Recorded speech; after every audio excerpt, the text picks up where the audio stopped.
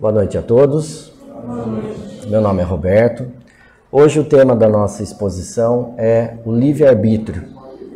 Então é um tema que passa bastante pelo lado da filosofia do espiritismo, que é um lado bastante interessante também para que a gente aprenda, porque nos ensina, nos guia como vivermos as experiências da nossa vida com mais leveza, com mais tranquilidade, com mais esperança. Mas antes de falar propriamente do livre-arbítrio, que o Espiritismo nos ensina, eu queria só fazer uma comparação, porque recentemente a gente tem ouvido bastante na mídia uma politização do termo liberdade, né? Cerceamento de liberdade, exercício de liberdade, censura de liberdade, mas o direito que nós seguimos, né, para regular a nossa sociedade, ele é bem claro quando diz que o exercício das liberdades vai até o momento em que começa a liberdade do outro. Existe um limite para você exercitar os seus direitos, as suas liberdades. Nenhum direito, nenhuma liberdade é absoluta, se sobrepõe a todo o restante. Então existe esse limite. E todo aquele que ultrapassar esse limite, o direito vai aplicar a responsabilização.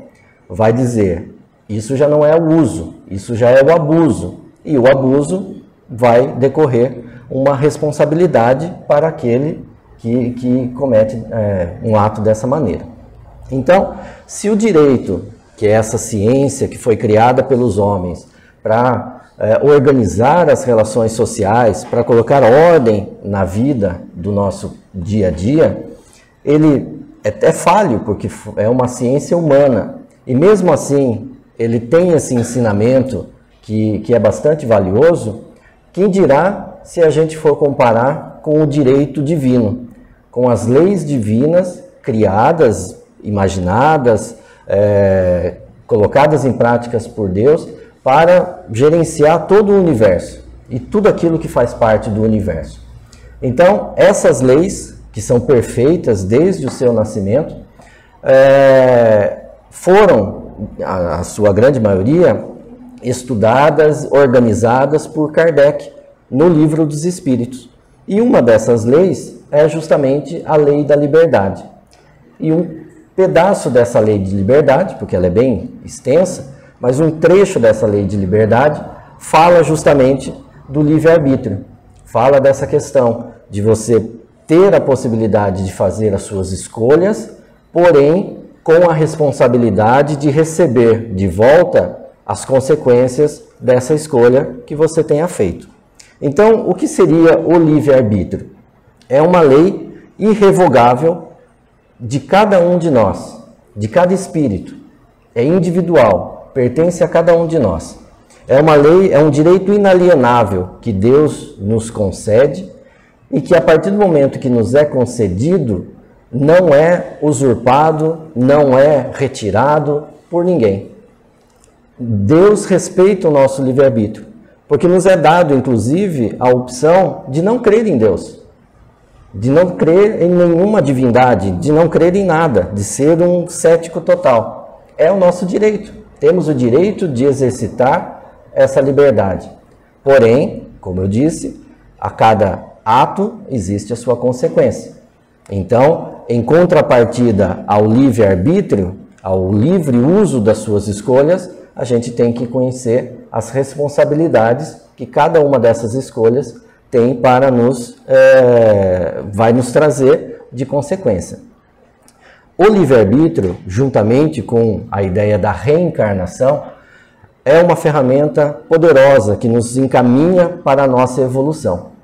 Porque, como Jesus já dizia, a cada um segundo as suas obras, a cada um a responsabilidade pelo que faz, pelo que pensa, pelo que age, pelo que constrói para si e para aqueles que estão ao seu redor. Então, você ter a oportunidade de construir o seu próprio futuro, de construir a sua jornada através das escolhas que você vai realizando, através dessa possibilidade de se autodeterminar, ou seja, de você definir como você quer que o seu caminho seja trilhado. Você quer evoluir mais rapidamente? Tome certas decisões. Você quer viver uma vida de mais gozos, de prazeres, de regalias? Tome outras. Você comanda esse dinamismo da sua evolução. É isso que significa se autodeterminar. Então, com as oportunidades de reencarnação sucessivas vezes para colocar em ordem aquelas coisas que a gente deixou em atraso em vidas anteriores, juntamente com a possibilidade de escolher os caminhos que a gente toma, de escolher as decisões que a gente vai tomar, de ir acumulando na nossa frente tomadas de decisões, o conjunto dessas atitudes nos leva a evoluir mais rapidamente ou não, a depender então da nossa consciência, a depender de quanto nós estamos determinados a compreender tudo aquilo que nos cerca. Mas aí a gente vai perguntar, todos os espíritos, quando são criados, eles já são criados com o livre-arbítrio pleno, podendo escolher o que fazer, podendo escolher os caminhos que querem tomar? Não. Como o próprio Livro dos Espíritos também nos ensina, todos os espíritos são criados simples e ignorantes. Simples e ignorantes em que sentido? No sentido de que ainda não há nele nenhum tipo de experiência, nenhum tipo de aprendizado, né? Nenhum tipo de sabedoria que os faça avançar.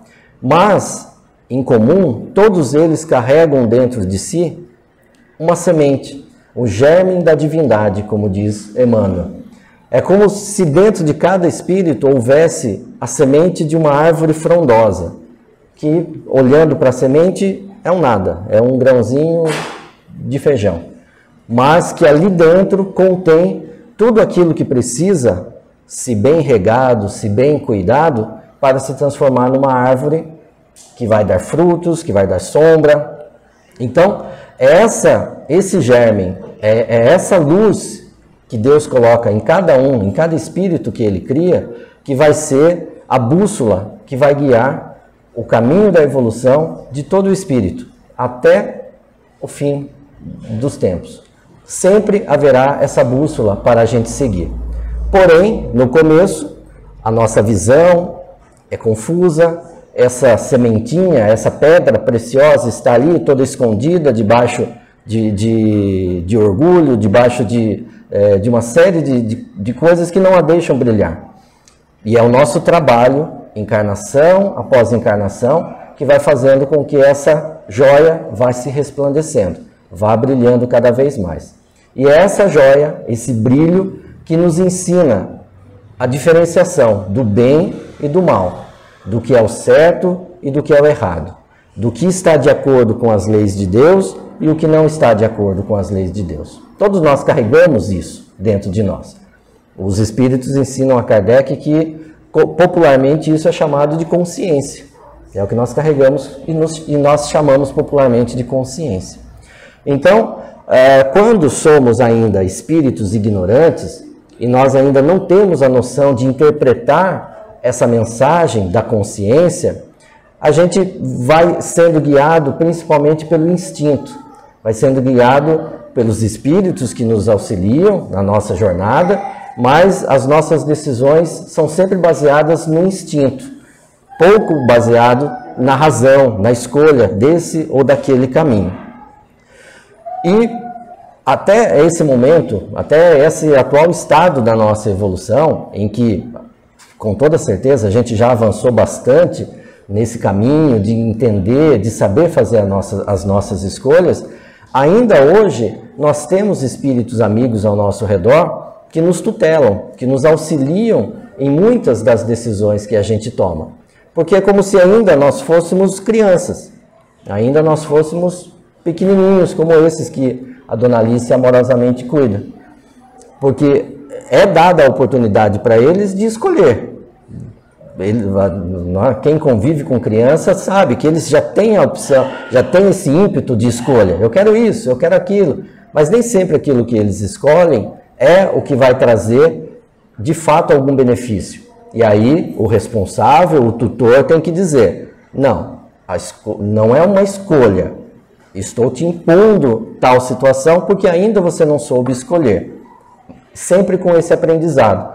E certamente, de passo a passo, as escolhas vão sendo mais refinadas e essa criança vai crescer num jovem, num adulto que saberá fazer as escolhas mais adequadas. No Livro dos Espíritos, a questão 122, Kardec vai fazer a seguinte pergunta. Tudo bem, então o espírito não nasce com o livre-arbítrio pleno, ele nasce muitas vezes confuso, seguindo o instinto. Agora, como é feita essa evolução? Como se desenvolve o livre-arbítrio que os espíritos vão exercitar durante a sua existência? E os espíritos vão responder. O livre-arbítrio se desenvolve à medida que o espírito toma consciência de si mesmo. Olha que interessante. Não é um desenvolvimento colocado de fora para dentro. Não é ninguém que vai trazer esse desenvolvimento para o espírito. É à medida que a nossa consciência sobre nós mesmos se desenvolve, é que o nosso livre-arbítrio se desenvolve. E o que significa ter mais consciência sobre nós mesmos? É ter consciência das nossas atitudes. É ter consciência que cada ato que a gente pratica tem um retorno positivo ou negativo, a depender de como foi o ato, haverá o retorno. É a responsabilidade para com aqueles que estão ao nosso redor. Tudo isso demonstra que a nossa consciência sobre nós mesmos está aumentando. E com isso, obviamente, as nossas escolhas vão sendo melhores. As nossas escolhas vão sendo pautadas pela caridade, pelo perdão, pelo amor, pela misericórdia, pela ajuda ao próximo. Tudo aquilo que Jesus veio nos trazer de informação. Tudo aquilo que Jesus se coloca como modelo e guia. Então, a partir do momento que nós nos conscientizamos de nós mesmos, nós passamos a ter atitudes, a ter o livre-arbítrio usado mais próximo daquilo que é o ensino de Jesus, mais espelhado nas lições que Jesus tem nos dado e inspirado há tanto tempo. E o que pode, eventualmente, cercear o uso pleno do nosso livre-arbítrio? O que pode fazer com que a gente tenha essa capacidade de escolher, esse direito inalienável, como eu coloquei, que nem mesmo Deus interfere? O que pode impedir esse exercício pleno? São muitas coisas. A começar pelas próprias limitações que a encarnação coloca na gente. Porque enquanto nós estamos encarnados, esse veículo de carne que nós utilizamos para viver as experiências, ele não deixa com que o nosso espírito se desenvolva plenamente. O espírito vai se desenvolver dentro da encarnação, dentro daquilo que foi programado para essa encarnação. Então, algumas limitações que o corpo nos oferece já nos impede de exercitar livremente as nossas escolhas. Um exemplo são algumas deficiências físicas, algumas enfermidades, algumas condições que nós nascemos com ela ou adquirimos durante a nossa existência e que vai nos limitando. A gente não tem, em dado momento, a liberdade plena de fazer o que quiser. E eu trago aqui um exemplo bem curtinho de uma história que eu ouvi, só me perdoem porque eu não consegui encontrar novamente a história para pegar a fonte. Mas é mais ou menos assim, um garoto que vivia numa casa, num orfanato, numa casa de acolhimento desse tipo, e ele possuía diversas deficiências físicas. Ele vivia acamado, porque ele não tinha movimentos, o que funcionava era a consciência dele muito aos poucos, vivia acamado.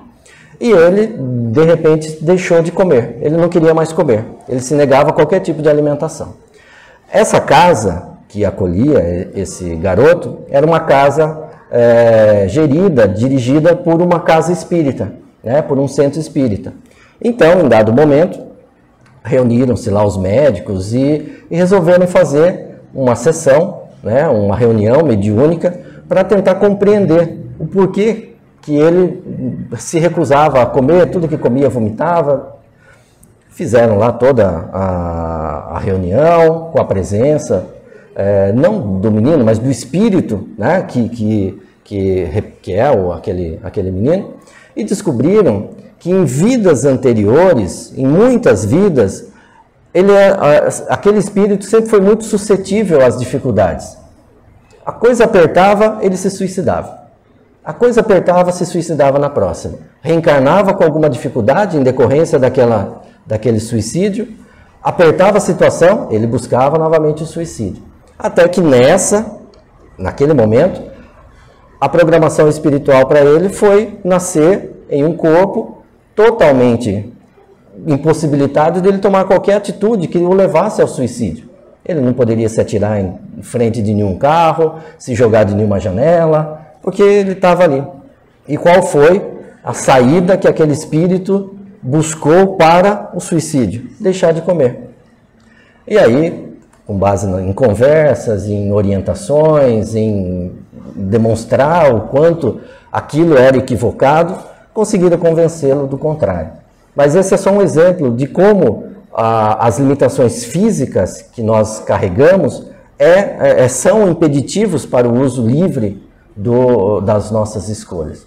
Também as questões culturais, as questões sociais, porque a depender do local onde a gente nasceu, a família que nos recebeu, o país em que a gente mora, a gente não tem liberdade para fazer exatamente o que bem entende. Então, mas tudo isso é devidamente programado, né? Devidamente planejado para que de fato a gente vivenciasse aquelas limitações, para que a gente pudesse trabalhar a nossa evolução apesar daquelas limitações. Então tudo tem um motivo.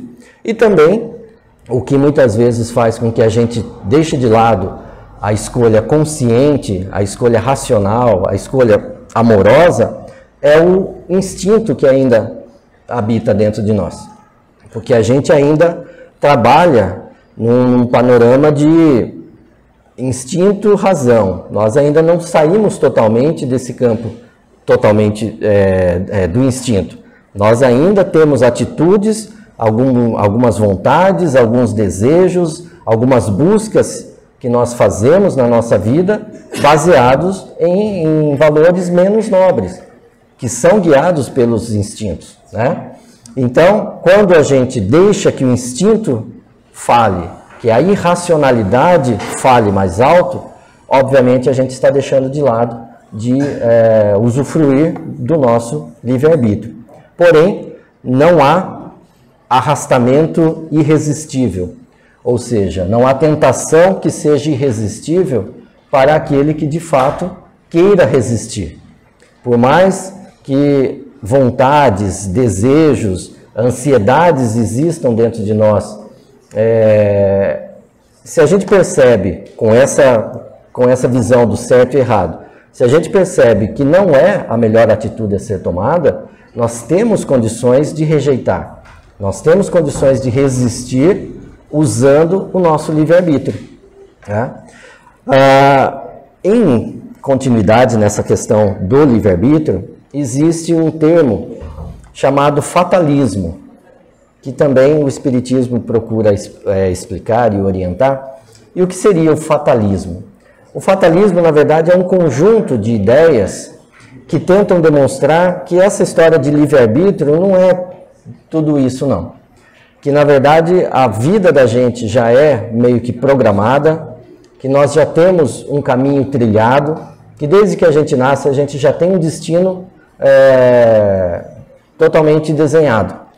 E aí, o fatalismo, então, vai dizer que o nosso livre-arbítrio, ele é bem limitado. A gente não tem muitas opções de escolha, porque a gente já nasce numa determinada casa, numa condição financeira já definida, com a sua inteligência definida, já está determinado, você não tem muito o que mudar. Porém, o Espiritismo busca e apresenta respostas para todas essas dúvidas.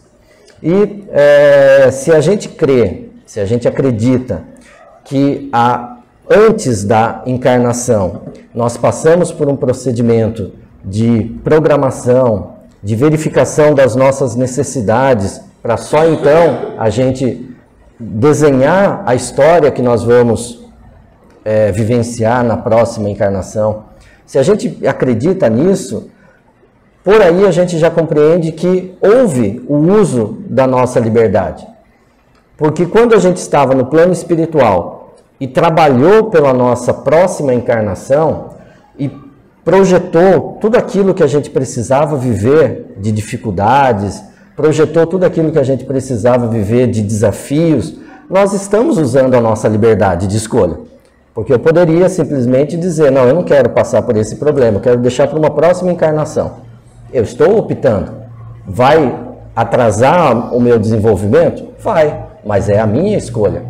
Então, se cada um de nós pensar na sua própria vida e dizer assim, puxa, mas eu tenho tal desafio na minha existência. Esse desafio foi você quem escolheu, usando o seu livre-arbítrio. Foi você quem escolheu. Você tracejou uma rota para você viajar. Durante a viagem, durante o trajeto que você vai viajar, você tem as suas escolhas. Você pode vivenciar aquela situação bem ou mal, com revolta ou não, aprendendo lições ou não. É a sua escolha, é o seu livre-arbítrio. Mas a rota foi desenhada por você. Né? Ou então, a gente pode estar vivendo hoje situações decorrentes de ações, de atitudes nossas em vidas anteriores. Essas atitudes equivocadas foram tomadas em razão do nosso livre-arbítrio. E se hoje em dia nós passamos por algumas questões que são consequências daqueles atos, a gente também não pode dizer que a vida já vem pronta, já vem feita e que não há liberdade de escolha. Ah, sim, porque nós tomamos atitudes que nos levaram a essa condição atual. E resta tomarmos atitudes positivas agora, diante desse problema, para que no futuro a gente possa colher bons frutos. Porque é esse o jogo e é essa a ideia da responsabilidade, de ter a liberdade nas mãos, mas equilibrada com a responsabilidade. Não é uma liberdade simplesmente de fazer o que me dá na telha, sem ter nenhuma consequência.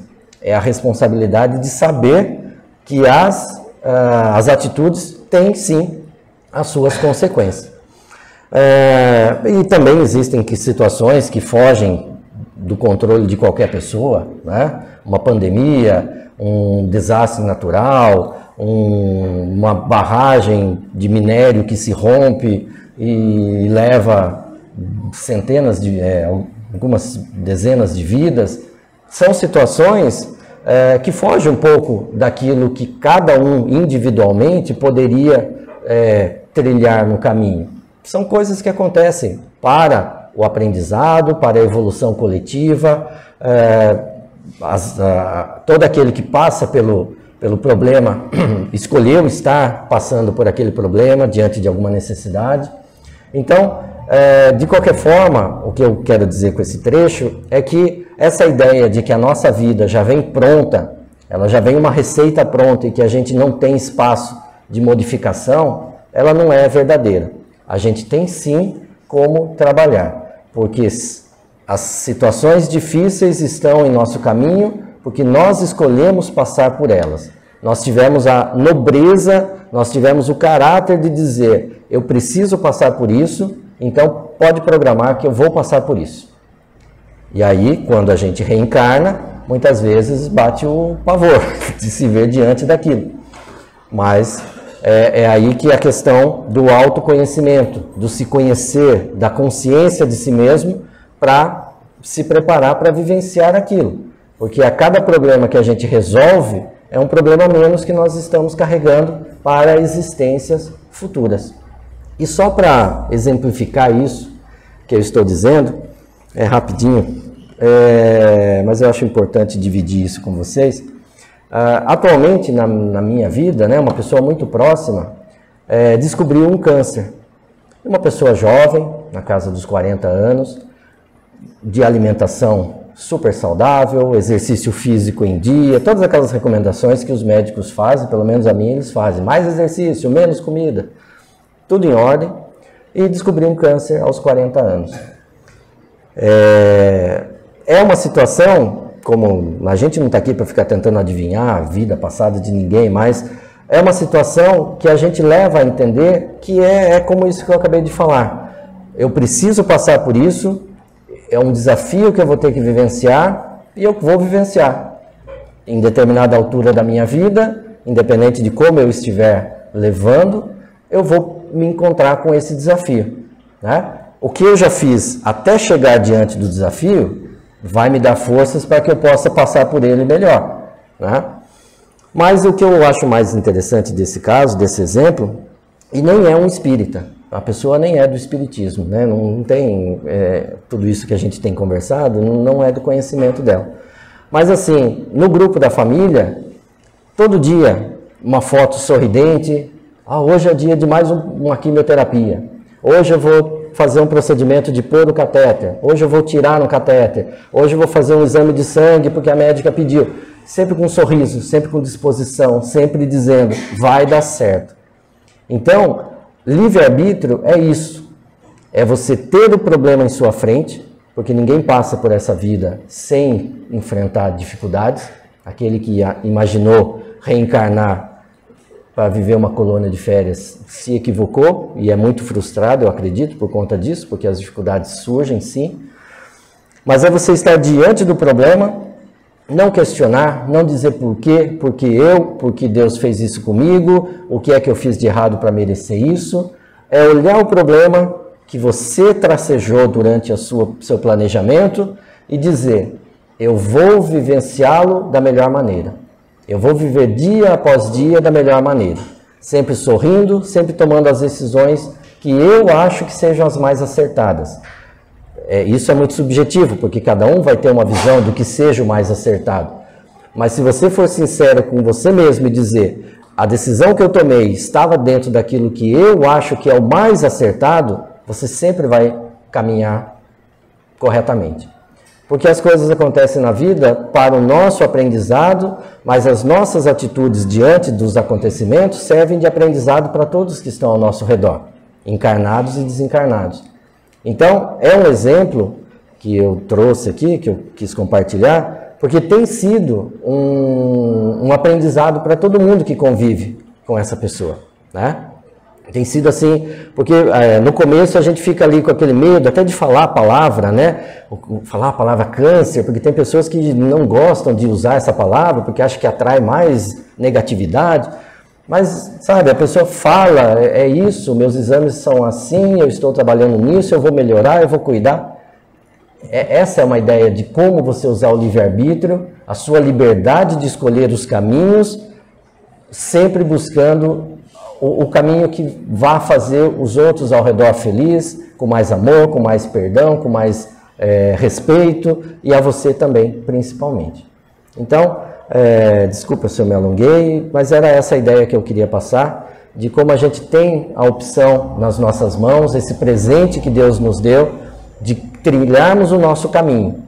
Tá certo que ainda somos crianças, que precisamos de tutela, que precisamos de orientações, de inspirações do nosso mentor o dia todo, mas nós temos a ferramenta nas mãos. Basta que a gente siga o conselho dos espíritos aqui que deram ao Kardec. O livre-arbítrio vai se desenvolver à medida que nós nos conhecermos melhor, nós tivermos consciência de nós mesmos e buscarmos essa consciência.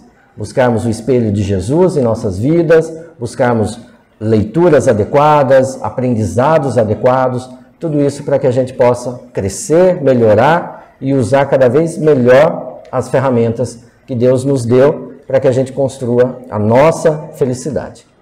Bom, muito obrigado, boa noite.